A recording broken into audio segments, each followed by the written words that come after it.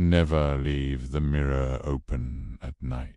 When I moved into my grandmother's old house, I didn't expect the hallway mirror to reflect something from a different reality. I definitely didn't expect it to trap me in my own personal hell. My grandmother died 3 years ago. She was old and ready to pass on, but that didn't make it any easier when it actually happened.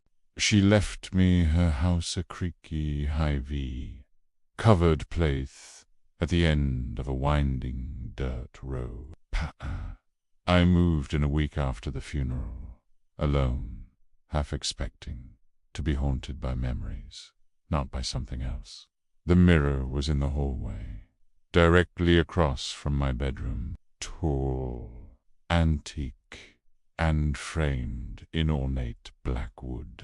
I barely noticed it at first until one night it caught my attention, not because of what it showed, but because of what it didn't. It was probably a week after I moved in. I was walking past it with the hall light off.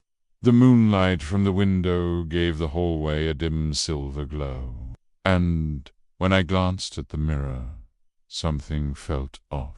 I stopped. I wasn't there. There was the hallway, the wallpaper, the door to my room, but no reflection of me. Just movement in the corner of my eye. I blinked, waved my hand. Nothing, and then movement. But it wasn't mine. A shadow flickered across the hallway in the mirror, moving deeper into the house. Poor. I turned around quickly. No one was there.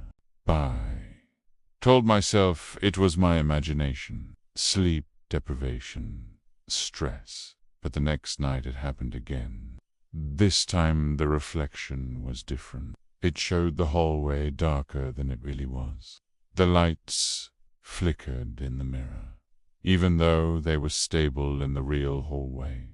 And then I saw myself. Or something that looked like me, standing at the other end of the hole in the mirror, still watching me, with a grin that didn't belong on my face. I snapped on the light, and the image disappeared. I was back in the reflection. I covered the mirror that night with an old blanket. But in the middle of the night, I woke up to a soft, tearing sound. The blanket was on the floor. The mirror was uncovered. Bend, and something had written a message on the glass, as if from inside the mirror.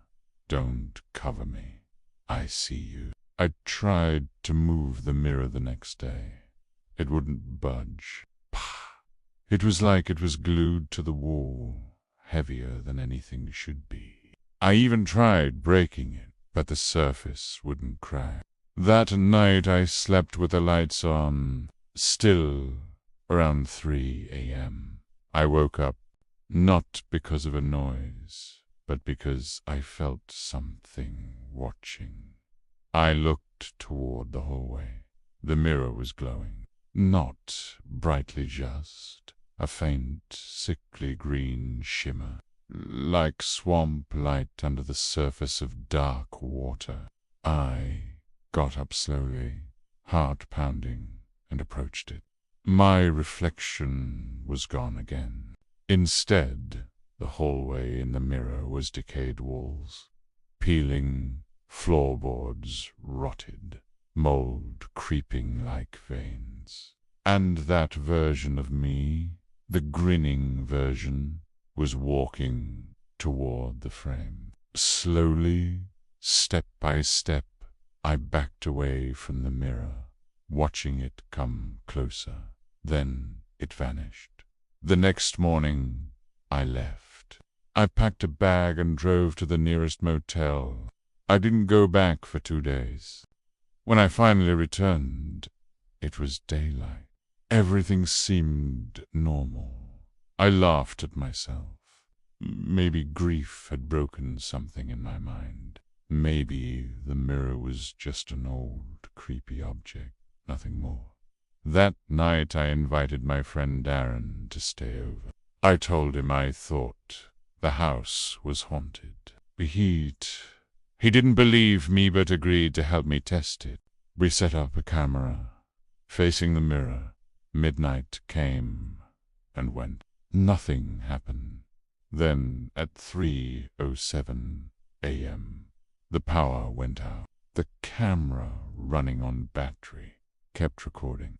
In the footage, Darren and I are seen asleep on the couch. Then the hallway in the mirror begins to darken, slowly, unnaturally. A shadow, my doppelganger, appears. It walks past the mirror in the reflection, and then somehow walks out of frame. Seconds later, our front door opens on the footage, but not in reality. Darren is still asleep on the couch, but in the video, something moves behind him. A shape indistinct, and then the video ends, just cuts off. We both left the house that morning and never returned. Bye. I don't know who or what lives inside that mirror, but sometimes, even now, in hotels or friends' homes, I see glimpses in reflective surfaces that aren't quite right. A version of me, still watching, still smiling. Do you have a story you want to share? We're always looking for new content. Please send a message to the provided email, and remember to subscribe so you never miss an episode.